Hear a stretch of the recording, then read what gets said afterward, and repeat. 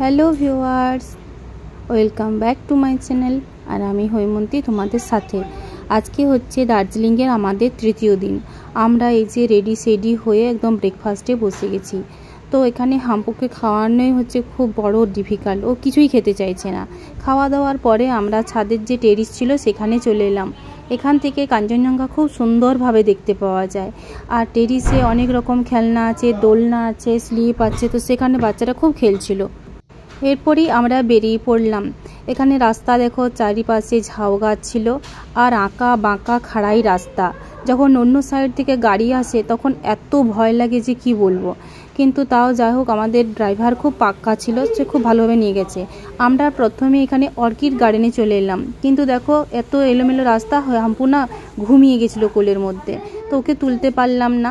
ওকে না তুলে আমি কিন্তু এখানে বাকি সমস্ত কিছু দেখতে শুরু করলাম, কারণ ও খুব চিৎকার করছিল, ওর কিছু ভালো লাগছিল না, ভমিটিং লাগছিল। সেজন্য ওকে কোলে করে নিয়েই আমাকে চারপাশ ঘুরতে হয়েছে। আর বেটুর মোটামুটি সব কিছুই ভালো লেগেছে, ওরও রাস্তায় খুব বমি লাগছিল, আর আমি তো বমি করেইছি। তো এখানে অর্কিড ফুলের বাগান আছে, কিন্তু অর্কিড এখনও ফোটেনি, শীতের সময় খুব ভালো ফোটে। এখন ওরা চারাগুলো কিন্তু তৈরি করে নিয়েছিল।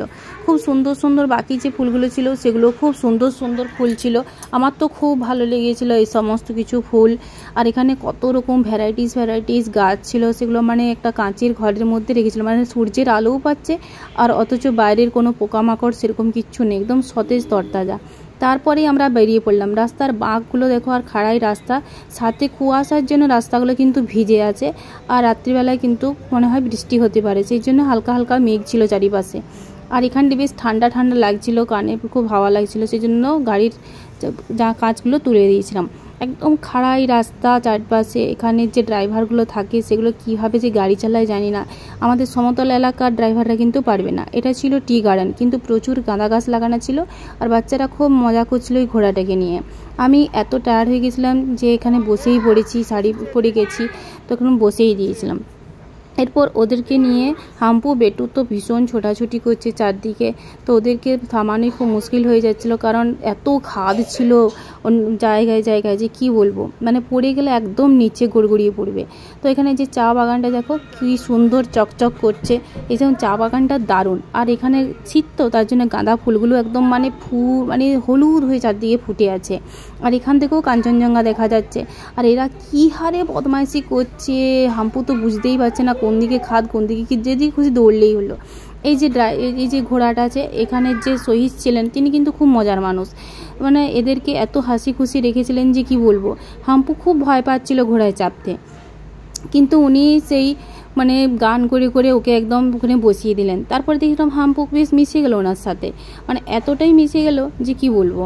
মানে সেখানে ঘোড়াতে বসে আছে, নানারকম পোজ দিল, সব কিছু করলো। আর আমি বেশ ফটো তুলে তুলে ভিডিও করতে করতে চারপাশ ঘুরে ঘুরে দেখছিলাম, বেশ মজা লাগছিলো। এখানে চা গাছগুলো মানে একদম চকচক চকচক করছে, পাতাগুলো বেশ ভালো লাগছিলো। এরপরে আমরা আর একটা জায়গা গেলাম, সেটা হচ্ছে পাইন গার্ডেন। এখানে মানে কি বলবো, পাইন গাছ তো চারিদিকেই প্রচুর আছে, প্রচুর পাইন গাছ আছে, কিন্তু এখানটা পাইন গার্ডেনটা সত্যি অন্যরকম। তো প্রথমে আমরা সেখানে নেমে পড়লাম, আর নামলে আমার এত বমি পাচ্ছিল যে কি বলবো, কিন্তু কিছুক্ষণ পরে আবার ঠিক হয়ে যাচ্ছিলো চোখে মুখে জল নেওয়ার পরে। তো এখানে টিকিট কাটতে হবে, সেই জন্য এই সাইডে একটা কর্নারে আছে টিকিট কাউন্টার, ওখানে টিকিট কাটা হয়ে গেলে পরে আমরা এখানে। আর হাম্পুকে ধরে রাখা যাচ্ছে না, হাম্পুকে সেই জন্য ওর বাবা একদম কাঁধে তুলেই রেখেছে সব সময়। আর বেটু ঝাঁপিয়ে উপর দিকে উঠে যাচ্ছে, মানে পড়ে গেলে যে কি হবে তার ঠিক নেই, সেই জন্য মানে খুব ভয় লাগছিল। আর এখানে দেখো একদম পাইন গাছগুলো স্ট্রেট লম্বা উপর দিকে উঠে গেছে, খুব পুরানো পাইন গাছ, মানে গুঁড়িটা দেখলেই বোঝা যাবে যে কত পুরাতন আছে। সেই জন্য এখানে বাকি মানে ফটো তোলা ভিডিও করার থেকে ওদেরকে সামলানো খুব জটিল হয়ে গেছিলো। তবু আমি আমার মতন করে নাচ ফাঁচ নানারকম করছি, তো ভালোই লাগছিলো। আর বেটু মানে একটু বড় হয়েছে, তো ও কিন্তু মানে চারদিকটা দেখবার জন্য ছটফট করছিল, সেই জন্য আমরা লাফা ঝাপা করে মা বেড়ায় মিলে নামছি। আমার বাবার কাছে প্রচণ্ড বকুনি খাচ্ছি, সবসময় বলছে তোমার ভিডিও তোলার দিকে মন, ফটো তোলার দিকে মন, বাচ্চাগুলো পড়ে গেলে কী হবে। হাম্পুকে মাথায় তুলেই রেখেছে, কোনো রকমভাবে নামানো যাচ্ছে, কারণ হাম্পু প্রায়ই পড়ে যাচ্ছে দুমদাম, কিন্তু পড়ে যদি গড়গড়িয়ে যায় সেইটাই ছিল খুব মুশকিল।